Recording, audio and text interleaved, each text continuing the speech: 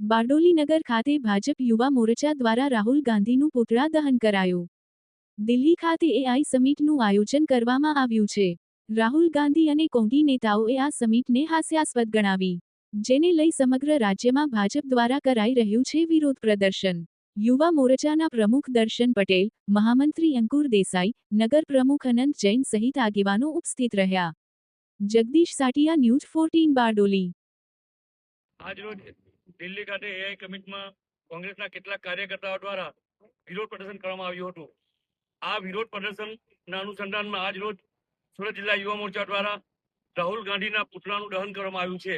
વિરોધ કરવાનો તમામને પ્રદર્શન છે, વિરોધ કરવાનો તમામને અધિકાર છે, પરંતુ દેશના ગૌરવ સાથે રાજકારણ રમવાનો કોઈને અધિકાર નથી. જેના વિરોધમાં આજે સુરત જિલ્લા યુવા મોરચા દ્વારા યુવા મોરચાના અધ્યક્ષ દર્શનભાઈ પટેલ અને કેટલાક કાર્યકર્તાઓ સાથે મળી અને રાહુલ ગાંધીના પુતળાનું દહન કરવામાં આવ્યું છે.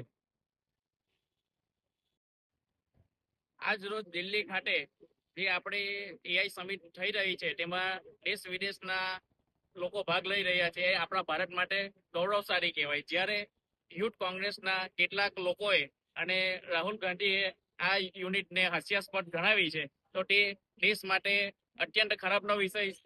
તેના અંતર્ગત આજ રોજ અમે સુરત જિલ્લાના બારડોલી ખાતે રાહુલ ગાંધીનું પુતળા દહનનો કાર્યક્રમ રાખવામાં આવ્યો છે. આ રીતે દેશ સાથે જે અપશબ્દ ઉપયોગ કરે છે, દેશના ગૌરવ જ્યારે દેશ અને દુનિયામાં વધી રહ્યું છે, ત્યારે આ રાહુલ ગાંધી અને એમની કોંગ્રેસ આ જોઈ શકતી નથી. તેથી આ સમિટને તેમણે હાસ્યાસ્પદ ગણાવી છે. તેના વિરોધમાં આજ રોજ પુતળા દહનનો કાર્યક્રમ બારડોલી મુકામે રાખવામાં આવ્યો હતો.